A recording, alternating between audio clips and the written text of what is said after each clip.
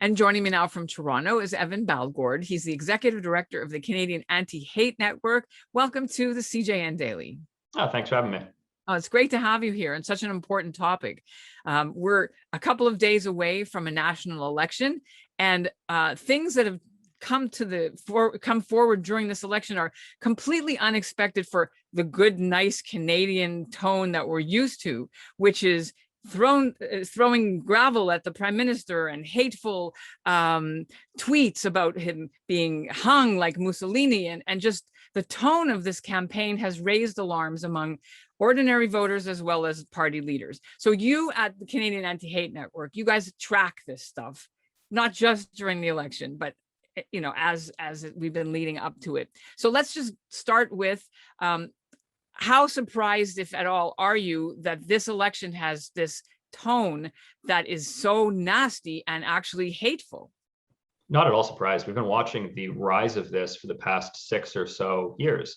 And the COVID conspiracy movement itself, which are the people that are stalking the campaign right now, several amongst them are, white supremacists, and there's elements within their ranks that are, insurrectionist in nature and violent. So it's no surprise. They've also used violence many times before. And these COVID conspiracy movement types, they've been marching down the streets of our major cities and assaulting passerbys who heckle them or who may happen to be wearing a mask, or, grocery store employees who are telling them, like, you have to wear a mask to be in here.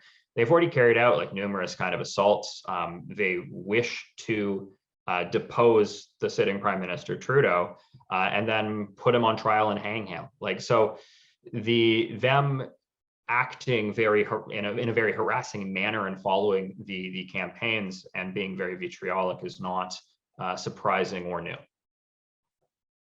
Yet in previous life, 20 years ago or 30 years ago, when Jean Chrétien was campaigning, I remember, because I'm old enough, he socked right in the jaw. One of the protesters was right and heckling him. But that's kind of pretty much it as far as we've seen. Someone got a pie in the face, but not to this level where people are canceling events and having security detail have to move them out. I mean, last time there was Trudeau had to wear a vest at one of the events, but it's kind of settled down then, and now it's back. So maybe the most important thing we can do for our listeners, Evan, is break down who are the main players and where are they coming from. Sure. So I'll try to do it in brief. I mean, about 6 years ago, we had the start of a street level far-right movement in Canada, and their first target was the Muslim community, but they quickly moved on from there to target, many other communities, the Jewish community additionally, right, because neo-Nazis got involved.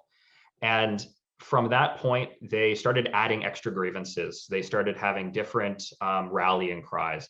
First it was M103, and then it was the Yellow Vest movement, which kind of copied something happening in France, and they said it was about, oil and gas and things of that nature. And every time the far right kind of rebrands or broadens its issues, it brings more people in. And when more people get brought in, that means that those racist and hateful and violent elements within the far right can further radicalize people that have been brought in for example, oil and gas or Western separation, alienation reasons, things like that. So COVID's just the most recent lightning rod. So all of the far right in Canada that we track, every single hate group that we track, are part of the COVID conspiracy movement, with like 1 or 2 exceptions, but a darn near a majority. Sorry, not a majority, but darn near a totality. So we should interrupt for a second, just explain to our listeners. M103 was the legislation in Parliament, right, to condemn Islamophobia. At the time, they were saying, it was going to criminalize all dissent or conversation with Islam, and of course it didn't. But it was a very hot topic at the time. Today, we have the COVID conspiracy movement, the anti-lockdown, the anti-maskers, the anti-vaxxers, whatever you want to call it. And the far right are conspiracy theorists, right? That's kind of part and parcel of what they are. Most racists that are like organized in some fashion are conspiracy theorists. They believe that there is a Jewish or a Muslim conspiracy to take over Canada and change their way of life, right? So at their core, they're conspiracy theorists. So they genuinely believe these COVID conspiracy theories. It's not like they're making it up. They genuinely believe all the conspiracy theories. But that means that they're now rubbing shoulders with each other. We're very commonly hearing things from organizers in the anti-mask scene, like Jews did 9/11, that the Holocaust wasn't real or fewer people died than is claimed. We see stuff like that all the time because there is anti-Semitism in it and other forms of racism and hatred, and because it's conspiratorial in nature. So the COVID conspiracy movement is quite large. It's letting the far right expand and further convince people of their racist and anti-Semitic conspiracy theories. So that's a real big danger. So is every person who's part of these COVID conspiracy movements an anti-Semite or a racist or violent? No, far from it. But it is fair to say that it's an insurrectionary movement, because the general tone and timbre of the thing is that they want to take over the country and hang politicians and provincial health authorities and things like that because they're afraid they're, killing kids.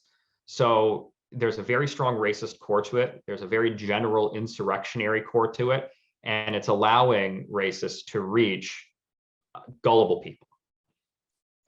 And social media, of course, plays a huge role, right? How do they Absolutely. find out about each other? How do they meet? And how do they know where to go to do the trailing of the candidates? That's something I'd love to hear from you about. Yeah, so it's actually pretty organic. So in the very beginning, it was as simple as them looking at the news releases on the Government of Canada website, because the candidates, of course, tell journalists and the public where they're going to be. So at first, it was just them using public information, and largely it still is, right? But we have also seen examples of people physically tailing, like the campaign bus. We've seen examples of when people see the tour bus or something going through a city or stopped at a gas station, they'll go on Facebook group chats and Telegram group chats and just let everybody else know where Trudeau is. And that's all they have to do. They don't really need to organize, like quote unquote, organize a protest. They just let each other know where he is. And then pretty spontaneously, people go out to heckle him, and sometimes in large numbers. So are there any particular egregious cases you've been tracking and doing news releases? And if anyone wants to go onto the anti-hate.ca website, there's a lot of material there. But let's talk about some of the main players, their names, where they're from, and where do they come from? What is their original background, as opposed to today, where they're throwing rocks? Sure. So the COVID conspiracy movement is large, as I've described. It's also extremely fragmented. With when they are organized in groups, it's usually city by city. Some people have emerged as kind of nationwide figures in the movement. Chris Sky, or Chris Catches, is one of them. He is also a horrifyingly racist individual and a Holocaust denier. And he has been flying himself across Canada. He's now banned from several airlines, however, so he's been driving himself across Canada to go to various rallies and demonstrations. And some of your listeners may be familiar with Paul Fromm, who is, of course, infamous neo-Nazi from back in the day. He's doing the same thing. He's been flying himself out to Kelowna to take part in anti-lockdown protests, as has infamous Vancouver Nazi Brian Rue has been around. He led a book burning with a bunch of COVID conspiracists kind of in the early days of the pandemic. So there's very much real awful people involved in this. But focusing on the main players is a little tricky because, as I've said, it's just so atomized. The people who keep this going, it's very grassroots driven. The large groups and cities are almost an outlier, because it's really just driven by people chatting with each other on groups, and it's more leaderless than organized and led. And that kind of brings us to, that's the movement. But then there's other people that are certainly impacting on it. Maxime Bernier being kind of a key figure for them now as well. Except that Maxime Bernier also got pelted by an egg, and also condemned all the incidents on his social media feed. So is he playing a double face here? Like, he says one thing to his supporters and then wink, wink, and then he'll tell the public, no, what's going on with this? Oh, 100%. I mean, first off, the person that he did an event and somebody hit him on the head with an egg, that person's a QAnoner. Like, they were not there as like any kind of left-wing protest to Bernier. That was a different kind of conspiracy theorist, a different kind of far-right conspiracy theorist that egged Bernier. And his condemnation of violence and people throwing stones, yeah, that's just kind of what you'd expect him to say. I mean, I don't put any stock into it whatsoever, because the person who threw the gravel, threw the stones at him was the riding director for the local candidate, who happens to be Randy Hillier's daughter, I believe. And that And this is in London. We're talking about Trudeau here. Yes, London, Ontario. Yes. And that riding person, that riding director, he goes on and like posts neo-Nazi music on like his social media accounts, music that calls for immigrants to be killed, right? Like it's very obvious who and what he is. And you barely have to scratch the surface of the PPC to find people like that. I've lost count of how many people like that I've found in the PPC. And sometimes he kicks them out, sometimes he doesn't. And it's, you know, the PPC has become the chosen party for people in hate groups who monitor, right? Very few of them vote. Actually, the most extreme ones, when they vote, they used to vote conservative, and they'd be like, you know, it's the lesser of all evils, but they're fairly anti-government. Bernier has taken those people who, you know, might hold their nose and vote conservative, but don't really want any of the parties because they're just so extreme. The people, not the parties, of course. And he's taken them, and some of them, that's what you can attribute to his rising poll numbers. It's people who want to see, you know, a xenophobic, very nationalistic kind of government that Bernier is always dog whistling about. So it's the PPC that's funding all these groups that are paying for their whatever travel expenses and their yellow vest, or is there other sources of financial, like they have to get money from somewhere? No, they don't actually. They pay for it themselves. These are really devoted people. They're paying for their own plane tickets to go and hassle and harass halfway across the country. People are saying, well, it must be coordinated or organized because they had all of these signs and megaphones. They've had those signs and megaphones for like a year and a half now. They paid for them at bottom themselves, and they just bring it to whatever the protest or the demonstration is. We haven't seen any indications there's any money behind the COVID conspiracy movement.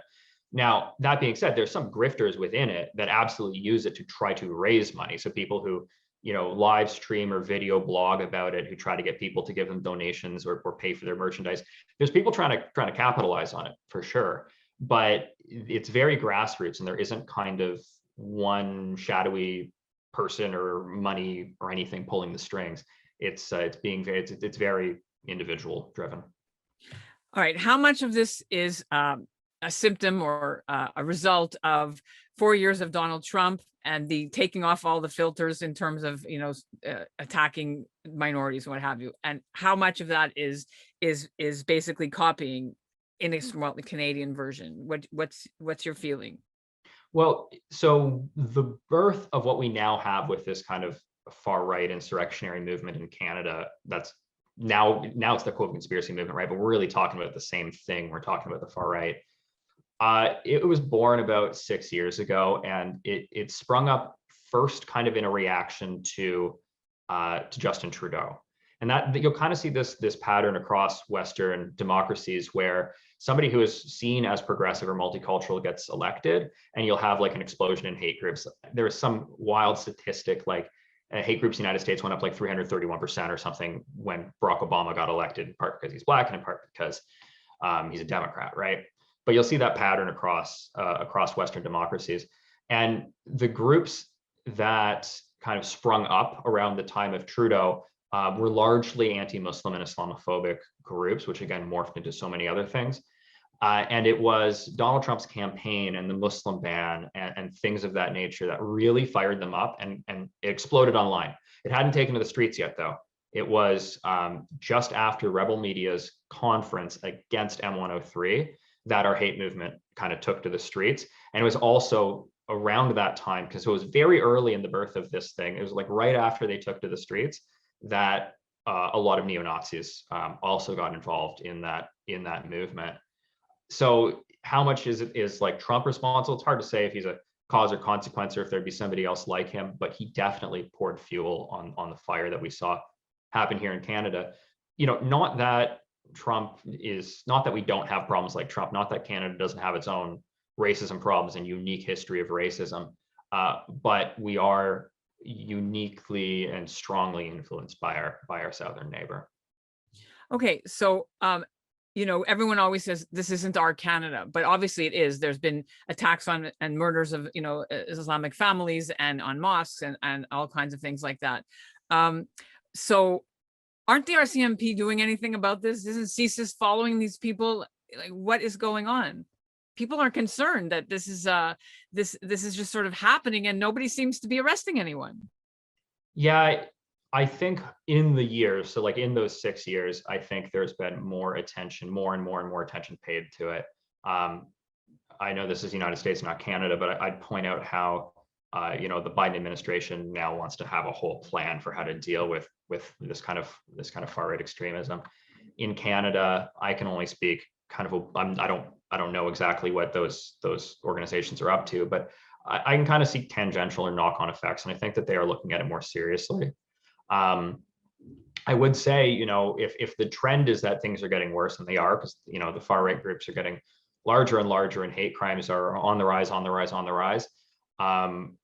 I'm afraid the situation is a little bleak right now, where there isn't anything I can see on the horizon to stop that trend. There are a couple things that will help out a lot. There's a couple pieces of legislation that the next government could put forward to cut down on the spread of online hate and give us a tool to hold the worst of the worst hate mongers accountable. But law enforcement isn't the solution here, right? They only detected like 1% of the hate crimes, and they solve a much smaller fraction than that. They're not the ones proactively infiltrating and spying on hate groups. We are. So there's a limited amount of support we can kind of expect from law enforcement. So bleak, you said the word bleak. Someone's going to get killed or injured very soon if this continues. This is what happened January 6th in Washington. Are we likely to see that in Canada or not yet? We do have an insurrectionist movement that wants to take over and execute their opponents. We have that. We have a couple different little protective factors there. I would say United States, you're about a 4-hour drive away from 4 or 5 population centers in a lot of the more dense areas of the country, and there's just way more people. So if you ever want like a critical mass to do something like storm a parliament building, it's easier to get the physical flesh people there that you need to do something like that. So we have kind of a protective factor in that. But we do have a very dangerous situation right now, right? We have all the elements for what some people used to call like a lone wolf attack. So we have a large group of people who believe that there is some biblical evil, that being like Trudeau and the provincial health authorities and mask mandates and things like that. And then we have the conspiracy itself, where they think that children are being killed as a result of this, and they believe all these things. So they believe something absolutely awful is going on, biblically awful, and they believe that there's somebody that they can very concretely point to as the cause of it. And then the final part is hopelessness. If they feel that there is not another outlet for their grievance, if they feel like voting won't change it or protesting won't change it, and the only thing that'll change it is violence. And there's a lot of calls for that, right? There's a lot of talk about that. When you have all those ingredients together, all it takes is like an unstable person in that movement to put together that really deadly mix of things and feel like they need to act out the violent and the execution fantasies of the entire group. And so you'll get an organic threat. I'm not afraid of a group of them getting together and having a very coordinated assassination attempt. I'm not worried about that. I am concerned about the possibility of a single individual who's unstable, who puts all that together and tries to act on it and tries to kill somebody. So you've been tracking these people. There are violent tendencies. It's a growing movement. Yet do anything that they say have any value at all, or is there anything that we can actually glean that is maybe we can be a little sympathetic to their issues at all, if there's anything positive? I mean, one of the things that they mention is the mental health crisis that we're kind of facing during COVID. I think a lot of people have been hurt kind of being cooped up. I think a lot of small businesses have suffered. But by and large, I have 2 different messages. We can't give them what they want, right? Their demands are unreasonable. So I have 2 different messages. There's no point coddling them en masse, but if you have a family member who's part of it or believes in it, I wish you the best of luck, because I think it's very difficult, but I think there are ways to reach them. And I think that does require a little bit of biting your tongue and coming at them from a different angle with compassion and discussing it a bit more on an individual to individual level, where, you try to solve the problem, which, means surrounding somebody with social and kind of community support. Because this is what the far right and the COVID conspiracy movement give to a lot of people, is a social group. So, if you have that family member who's isolated or has made themselves isolated because they've fallen into this rabbit hole, the best thing that you can do is, give them a call and try to spend some time with them, even though they're going to be spouting off a whole lot of stuff that you don't believe in or that you don't like. The best thing to do is kind of push through that and just try to connect with them more socially and explain to them on a more of an emotional level that, it's not really about facts, because their facts are wrong and they can throw a million fake facts at you fast and you can fact check it. You're not going to logic your way out of a conversation with a family member about this stuff. But what they might listen to is, saying like, hey, your focus and obsession on this seems to be making you express a lot of negative emotion all the time, and that's kind of reverberating. And and I miss having more normal conversations with you and more more positive interactions with you. And that is the best messaging we kind of know of to deal with family members who may be kind of slipping down all sorts of different rabbit holes, but conspiracy or far right or racism rabbit holes, that's often one of the ways to try to pull them back before it's too late. And it's not going to work for everybody. It's just not. But if you have a family member in that situation, I wish you the best of luck. How many numbers are we talking about? Is it 1,000 people across Canada? Do you have any idea, just before we finish, of the size? Is it 200, 400 more? Yeah, the COVID conspiracy movement is so atomized. It is really hard to give you a number on that. I can give you an estimation because we knew when the far right took over the Yellow Vest Canada, and that was their brand. They had large and specific Facebook groups. So I can tell you at that time, the far right in Canada, or far right sympathetic people in Canada, comprised 250, 300,000 individuals who were kind of finding that content online. Yes, that many. And I would say it's much larger right now.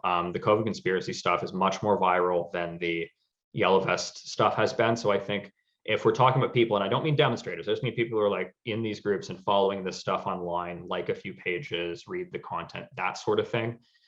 People who are susceptible to being radicalized into more hateful and violent and racist stuff, there's hundreds of thousands of them.